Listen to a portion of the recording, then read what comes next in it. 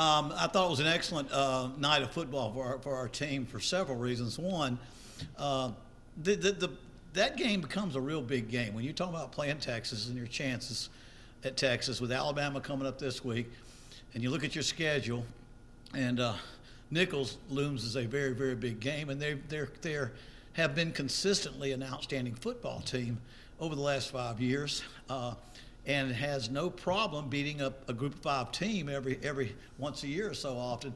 They did not play well last week against South Al, and so we knew they would come in here to set things straight. And then as the game began, as I told our players, don't be surprised if they come out there and getting first downs aren't that easy, or they drive the football. And but if you'll keep pushing and keep firing back at them and play as hard as you can, I think your talent will overcome it, and that's exactly what happened. We had a good, we stopped them, had a good drive, then we had a penalty after about a 30-yard gain, and a penalty brought it all the way back and killed our drive.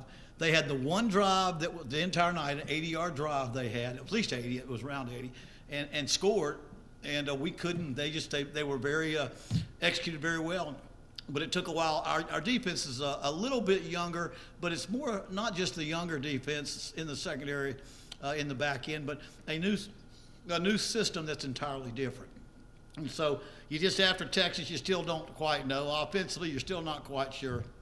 But to see the way our defense continued to play and make play after play, I was thrilled the way they kept them out of the end zone the entire game after that one drive.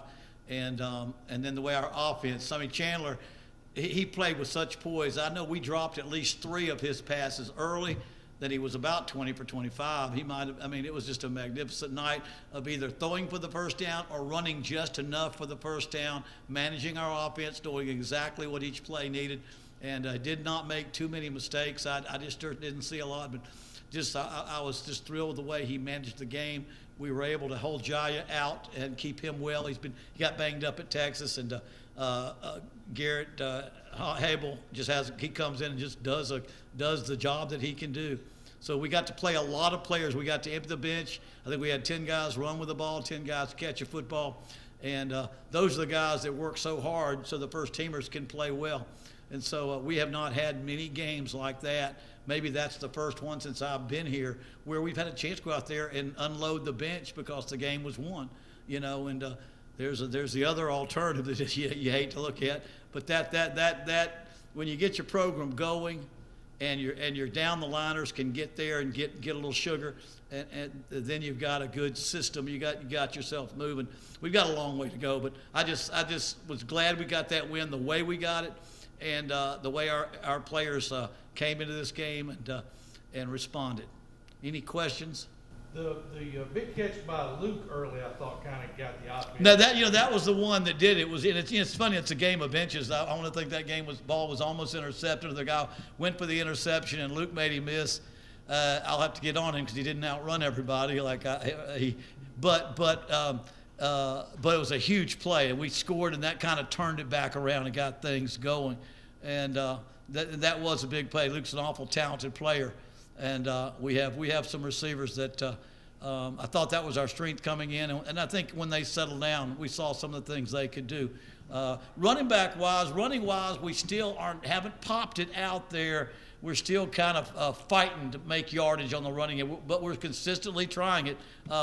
It does tie in with our passing game and our outside throwing game and outside RPO game. When they do suck in enough to stop our inside running game, we hurt people on the outside. Other than the couple of slow reverses, we did not run well. The quick speed sweeps were pretty good for us tonight.